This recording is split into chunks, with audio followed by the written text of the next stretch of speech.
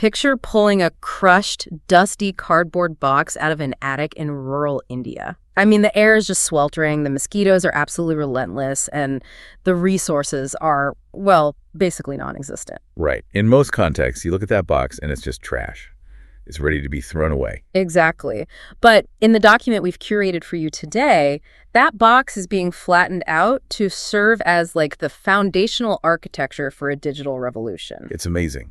It completely upends our standard narrative of how technological infrastructure actually gets built. Yeah, we're so conditioned to think of progress as something that trickles down, right? From heavily funded campuses or these massive multinational NGOs. Okay, let's unpack this because the reality on the ground is so much more gritty and just honestly fascinating. Oh, absolutely. So today's deep dive is centered on a translated Telugu document, and it details this grassroots initiative called Project Antaryami. Rural education and holistic healing. Right, and it's written by a man named Murty BVNS.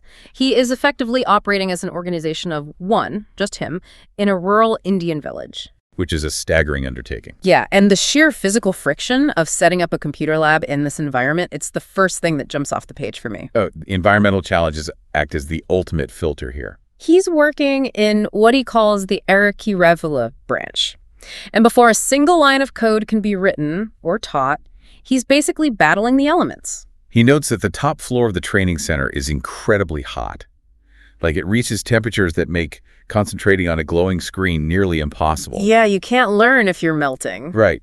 So the first layer of his tech stack isn't software at all. It's thermal management. I love that. Thermal management. He actually writes about cutting his own afternoon nap short just to start the training sessions by 4 in the afternoon, right when the heat finally begins to break. And he goes a step further to solve the heat issue, and the logistics of this are just wild. Oh, the cooler on the bike. Yes. So there's this unused air cooler sitting at another location, the Rajamundry branch, but there's no delivery infrastructure. No Amazon Prime out there. Exactly. So he personally straps this bulky, heavy air cooler to his motorcycle and just drives it to the village. See, that supply chain bottleneck is crucial to understand. We talk constantly about the digital divide, right? Yeah, as if it's just a lack of broadband or, not having enough laptops. Exactly. But the physical infrastructure required to bridge that divide is almost always overlooked. Yeah. You literally cannot teach digital literacy in an environment that is physically hostile to human focus. It's like a scrappy Silicon Valley startup, but instead of venture capital, this operation is fueled by pure grit. And recycled cardboard boxes. Right. The innovation doesn't begin when the computers boot up. It starts with the physical exertion of balancing a cooling unit on a motorbike. Which is just a brilliant image. So once the room is finally habitable, with those flattened cardboard boxes serving as makeshift desks for this mix of, I think it was 10 desktops and laptops. Yeah, 10 machines total. A completely different type of friction emerges, because the scarcity of these machines creates a highly combustible social dynamic with the kids. Well, scarcity always forces adaptation. He describes the children arriving super early, bringing their friends along, and essentially fighting over the keyboards. Shouting, "I'll type, I'll type!" Exactly, which naturally leads to a huge bottleneck. You've got way more hands than keyboards. But instead of this shutting the whole operation down, the overflow of kids results in this spontaneous peer-to-peer learning. Because they have to share. Right. They end up teaching each other in pairs. It becomes an involuntary collaborative environment. I mean, that's fascinating. We see this frequently in resource-constrained educational models.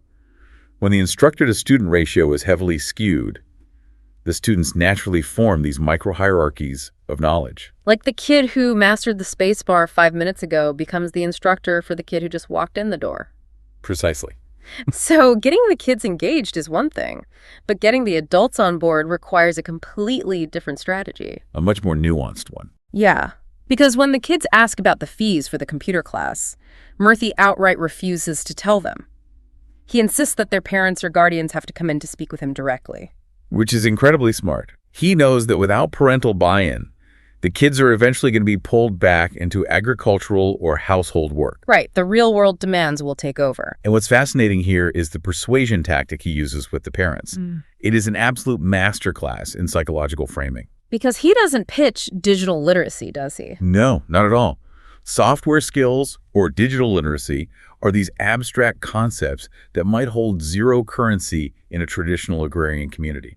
So what does he say instead? He frames the act of using a keyboard as typing reflexology. Typing reflexology. Yes. He tells the parents that the physical act of typing creates active, beneficial changes in the child's brain. I want to theorize on that for a second, because calling it typing reflexology, I mean, it sounds like brilliant marketing, but there's actual science backing that up, isn't there? Oh, absolutely. Because tactile learning and fine motor skills do actively engage different neural pathways. They absolutely do. Typing is a really complex cognitive and motor task. It requires bilateral coordination. Meaning both sides of the brain are working at once. Exactly. Both hemispheres must communicate across the corpus callosum to manage all 10 fingers independently. It enhances neuroplasticity and spatial memory. So it actually is developing their brains. Yeah. And by using the term reflexology, a traditional practice based on the idea that points on the extremities map to internal systems. Oh, I see. He translates applied neuroscience into a vernacular that the village already deeply respects. That is so clever. He takes an alien technology and anchors it directly to their existing value system. He's speaking their language literally and culturally. And he has to remain highly attuned to those cultural rhythms just to keep the doors open, right? Like, there's a moment where he notes that even though the summer holidays were officially over... Oh, the attendance drop. Yeah, the kids just didn't show up for computer training. But the reason wasn't a lack of interest at all. No, it was because the previous day was Amavasya, a new moon day. Right. The lunar calendar dictates the pace of life in these communities far more than any standard Gregorian academic schedule ever could. You can't just slap a Western-style timetable onto that kind of community. Exactly. You cannot impose a rigid administrative schedule on a society governed by agrarian and lunar cycles. The infrastructure has to bend to the culture, not the other way around. Wow. And that flexibility, it gets put to the ultimate test when we look at the actual hardware he's dealing with in that room. Oh, the hardware situation is a mess. It's a complete hodgepodge. Donated laptops, broken trackpads, missing mice. And originally, they are running this chaotic mix of Linux and Chrome OS. Right. I mean, just from a systems administration standpoint, trying to maintain security protocols and software updates across fragmented operating systems. With broken hardware. It sounds like a logistical nightmare. It creates an unsustainable level of technical debt for one single person to manage. Yeah, he's the only IT guy. And Chrome OS relies heavily on cloud connectivity, which is often really unstable in rural areas. While, different distributions of Linux might have totally varying hardware driver compatibilities. So how does he stabilize it? To stabilize the environment, he makes the critical decision to standardize all the non-Windows machines to the Linux Mint operating system. Which is a highly strategic choice. Very. Linux Mint is open source, it's completely free, and it is notoriously lightweight, meaning it can run smoothly on older, degraded processors that would just totally crash if you tried to run a modern Windows update on them. Exactly. And standardizing the OS allows him to standardize his curriculum. He switches the primary typing software on these machines. From a Windows-only program, I think it was called Kirin Typing Tutor. Right. He moves from Kirin to an open-source, cross-platform program called Clavaro Typing Tutor. And this is where the underlying architecture of the software actively solves the behavioral issues in the physical room. This blew my mind. It's brilliant. He decides to put Clavaro on the remaining Windows machines as well, specifically because of a feature that it lacks. Clavaro does not keep student records. It doesn't save a profile at all. It only displays your current performance while you are actively using it. Yep.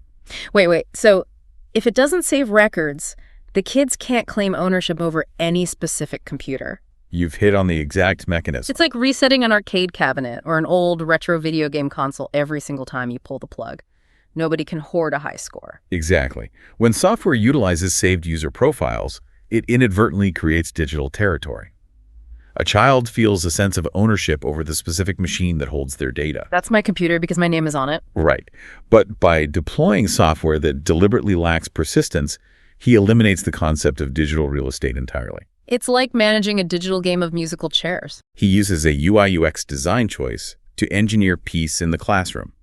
It completely neutralizes the territorial disputes and forces the students to treat the hardware as a shared communal utility. That is just incredible. Now, the beginners do still start on the Windows machines with the Kirin program, right? Yes, they complete a required 150 lessons there first. Just to build that foundational muscle memory before they migrate over to the Linux environment? Correct. But the overall strategy is working so well that the impact of this tiny lab actually begins to spill over into the established institutions of the village. This is where we see the macro impact. The localized brain drain is a major issue in this region. Yeah, the document mentions the municipal primary school located directly opposite his training center, and they're really struggling to maintain enrollment. Because parents are bypassing the local infrastructure entirely.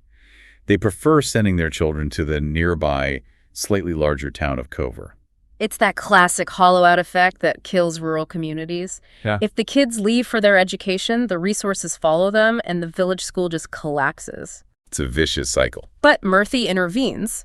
He promises the municipal teachers that he will strictly prioritize local village children for his computer lab. He weaponizes his tech hub. Yes. He uses it as an incentive to keep families invested in the local school system. And the teachers are so energized by this that they immediately arrange to send 4 fourth graders to his lab. He is artificially inflating the value proposition of the municipal school just by attaching his highly desirable technological asset to it. It's brilliant leverage. Yeah. But the demographic shift doesn't stop with just the children. No, it expands to the adults. Right. A female cook from that primary school observes the kids learning, and she decides she wants to learn computers as well. And this single request triggers a massive operational pivot for the center. To accommodate her and other working women whose days are entirely consumed by labor, Murty shifts his entire daily routine. He extends the center's operating hours until 7 p.m. Just so they can learn on weekdays instead of only having Sunday available. But I look at this and I have to ask a practical question. Is it genuinely sustainable for an organization of one to completely upend its operational hours, take on the additional utility costs, the personal fatigue, all just to accommodate a single cook? Well, if you view it purely through the lens of short-term efficiency, it definitely seems disproportionate. Yeah, it seems like a fast track to burnout. But if we connect this to the bigger picture, looking at the sociological mechanism of adult female education, it makes perfect sense. Oh, so? Women in rural agrarian economies face the absolute highest systemic barriers to continuing education. Their time is completely monopolized by domestic duties, childcare, and wage labor. Right, they have no free time during the day. Exactly. So by shifting his hours, he is actively dismantling that friction. He isn't just changing his schedule. He is ensuring that the center does not default to being an exclusive space just for the youth. He's building truly inclusive infrastructure. Yes. But keeping an old, drafty house open after dusk in rural India introduces a severe biological variable. Oh, the mosquito. The text details this relentless mosquito infestation that just pours through the gaps in the architecture once the sun goes down. And closing the windows isn't an option due to the heat we discussed earlier. All right, you'd cook everyone inside. So he employs a layered defense mechanism. Mm-hmm. He utilizes organic mosquito repellent, and then eventually he manages to install physical mesh screens. So he tackles the biological friction with the exact same step-by-step methodology he used for the software friction. He's a true systems thinker. Okay, here's where it gets really interesting. Because his concern for the physical well-being of the villagers goes way beyond just bug repellent. It expands into an entirely new domain. The document outlines a profound expansion of his mission. He doesn't just present himself as an IT instructor anymore. He introduces himself to the community as a healer, which represents the absolute core philosophy of Project Antaryami. He actually partitions the building and sets up a dedicated healing room right alongside the computer lab. You see, we typically silo technology, education, and healthcare into completely separate institutions, right? Yeah, completely different buildings, different professions. But Murty integrates them. And he begins by addressing the most common ailment among the village elders, which is widespread joint pain. And his primary prescription is what he calls a zero-cost diet, which, I mean, just like he utilized recycled cardboard and free open-source software, he's applying a resource-conscious framework to medicine. He deeply understands his demographic. Yeah, prescribing expensive pharmaceuticals to an agrarian population is totally useless if they have absolutely no liquidity to purchase them. Right. But what's fascinating is that he pairs this hyper-accessible, zero-cost dietary advice with surprisingly advanced technology. Yes, the document details his use of a Healy device to scan patients. alongside treatments utilizing PEMF, pulsed electromagnetic field therapy. Let's break down the science of that. Because to someone reading this, it sounds like science fiction being practiced in a rural village. How does shooting magnetic fields at someone actually address joint pain? It sounds wild, but the mechanism behind key EMF therapy is actually grounded in biophysics. It works on the principle that directing pulsed magnetic fields through the body induces microcurrents in the underlying tissues. Okay. And these microcurrents are thought to stimulate cellular repair mechanisms. They increase blood flow, and they reduce the inflammation associated with things like arthritis and joint degradation. Really? Yeah, it's actually an FDA-cleared technology for certain bone fractures in the West. Cute. And he's deploying it in a village setting to restore physical mobility. He's literally trying to repair the physical hardware of the community so they can engage with the educational software. It's all connected. Exactly. And for the patients whose joint pain is so severe that they cannot physically climb the stairs to his healing room. Oh, he brings the infrastructure to them. He does. He simply moves his practice to the bottom floor porch to provide counseling and treatment. He totally eradicates the physical barrier to entry. It's incredible dedication. This multidisciplinary approach, right? Yeah. Counseling on the porch, tech training upstairs, PEMF therapy in the back room. It is his deliberate attempt to resurrect a very specific sociological structure. What structure is that? He writes about reestablishing the ancient village model. Because historically, rural communities relied on a single central pillar, an individual who served as the locus for medicine, for education, and even astrological or spiritual guidance. Oh, wow. So he is actively synthesizing the past and the future into a single role. He's operating as a modern-day village elder, basically. Yeah. Armed with Linux and electromagnetic therapy. But I mean, all of this infrastructure, the tech, the time, the devices, it requires resources to maintain. So how does an organization of one offering free software and zero-cost diets actually sustain itself economically? This brings us to the payment mechanism. Right. Which completely bypasses the national currency. Right. The fees for the computer training, the PEMF therapy, the counseling, it's entirely barter-based. Yes. He asks the villagers to compensate him with agricultural produce, fruit and crops directly from their fields. To understand the mechanism of a barter economy in this modern context, it's like setting up a closed-loop microgrid. That's a great way to look at it. Because standard economic systems demand cash liquidity. If a farmer is land-rich but cash-poor, our standard healthcare and education systems just lock them out. Entirely. But by accepting crops, Murty bypasses the liquidity crunch entirely. He isolates the village's access to vital services from the volatility of the national currency, the rupee. And furthermore, he adds a crucial safety valve to this microeconomy. He explicitly writes that whatever produce they give is fine. And if a family is in such dire straits that they can give nothing at all, that is also totally fine. Exactly. He operates on a model of reciprocal trust rather than transactional extraction. It is a profound subversion of how we usually assign value to technology and healthcare. We are looking at a system where a child learns how to navigate a cross-platform operating system, an elder receives cellular repair therapy for their knees, and the entire transaction is settled with a basket of seasonal fruit. It proves that knowledge can be applied holistically without the artificial boundaries we've erected in modern society. Murty BVNS views his village not as a collection of separate demographics with separate problems, but as a single interconnected organism. Right. If the children lack cognitive development, the organism suffers. If the elders lack mobility, the organism suffers. And by integrating open source technology, holistic health practices, and this agrarian barter system, he has custom built an ecosystem perfectly adapted to the specific needs of his environment. It's a remarkable blueprint. It really is. So to distill what we've explored today for you, Project Antaryami proves that bridging the digital divide isn't just about dropping expensive hardware into a community. Not at all. It starts with managing the physical friction, the heat, the mosquitoes, the broken hardware. We saw how the concept of typing reflexology leveraged neuroscience to win over traditional parents, and how the deliberate omission of saved profiles in the Clavaro software-engineered classroom harmony. We also tracked how removing friction for one demographic, like shifting hours for a working cook, cascaded into a much broader system of inclusion. Right, ultimately evolving into a health hub that treats the body and the mind as a single entity. It's a powerful reminder that true innovation doesn't always emerge from a corporate boardroom. Sometimes it's forged by an individual willing to strap an air cooler to a motorcycle and flatten out a cardboard box. Exactly. So we'll leave you with this final thought to dissect as you go about your week.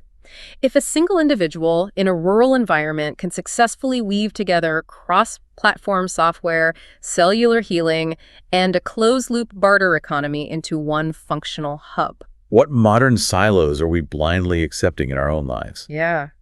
What disparate skills or resources are you keeping separated that could actually be integrated to build a more holistic, resilient system for yourself and your community? Think about the architecture of your own life. Thanks for joining us on this deep dive.